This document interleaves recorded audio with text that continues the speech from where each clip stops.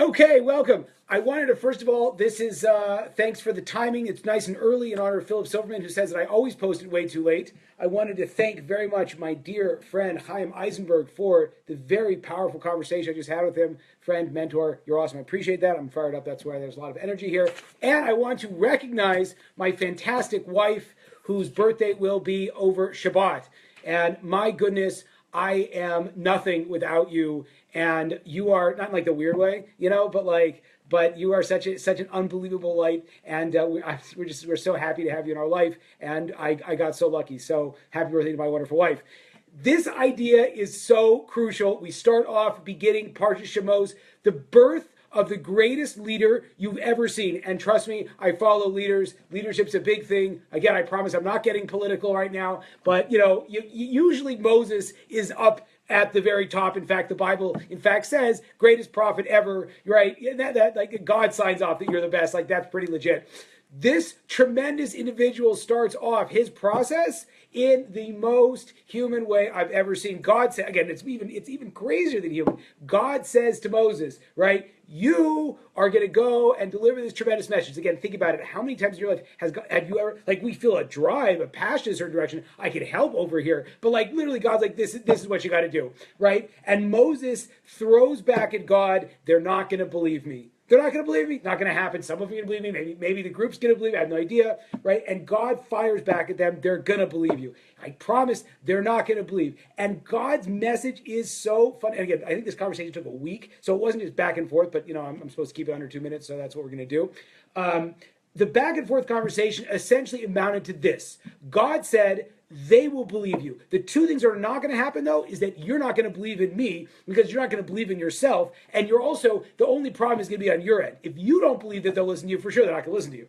So we come out with probably the single greatest obstacle in my life. I don't know if anyone else can resonate with this, but it's so crazy to live in a world where the rest of the world says you can totally do something, and you live in this world of tremendous self-doubt. And amazingly enough, the thing about Moses was the rest of the world didn't know he could do it, right? And a lot of times we're looking at our life and we're like, well, we do have all these talents, we are doing these cool things, and I'm still kind of scared, and I'm concerned to go out.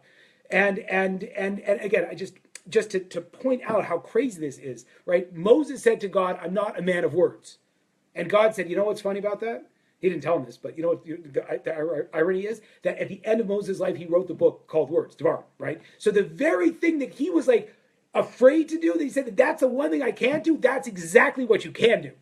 So I get very fired up by this. So again, where are we looking at our life? If we want to really build up ourselves, we have to learn how to talk to ourselves in a way that is positive. Because really, if no one believes in us, right, the person that needs to believe in us to actually start breaking out and doing stuff is us. Right? Show up I don't show up every day, but I try to show up. I get run over every single day in jiu-jitsu, and I just keep coming back because I'm like, at some point, this guy that's got my head around my ankle and I'm, in a lot of pain, he also started new, right? So you just got to believe in yourself. If you go and you go and you go and you go, eventually you'll start to achieve some kind of mastery. The second thing is, if you're in the realm of influencing people and if you don't believe in the people you're influencing, if you think that guy's a loser, and he's never going to be a winner, right? Stop trying to coach him because it's not going to work, right? The only time it ever works in your life with your kids, with your spouse, again, don't coach your spouse, please.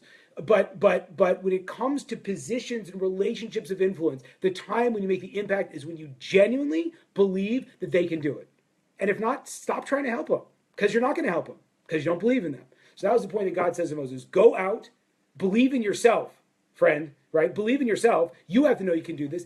And believe in the people that you're giving the message to. That's the only part that you have to work on. And if you have that mindset, you have that ability to believe in yourself, to believe in the people that you're dealing with, you will hit your legacy. You will hit those goals. And you will become the person that you're meant to become. So I want to wish you all a Shabbat Shalom. Hope the rest of the day is fantastic. Hope this fires you up. Again, watch the TV, turn off the TV, whatever you want, right? But the reality is, look at your own life. Where in your life do you not believe in yourself? Do you think that, again, like, it's crazy, like, who's living these kind of lives where we just don't think we can do stuff? Do it. If you have a drive towards, like, becoming something greater, who are you to doubt yourself? Believe in yourself. You really have to become that. that doesn't mean going with every like crazy passion you have. I'm saying, but if you feel like you become more like truthful or honest or vulnerable, and you're like, God, it's not me. I can never come out of my shell. That's it. You gotta believe in yourself. And the other thing is, when you're trying to influence other people, you have to believe in them. And if you believe that they can get there, your message doesn't even matter because the belief is what's going to be transmitted. Shabbat shalom.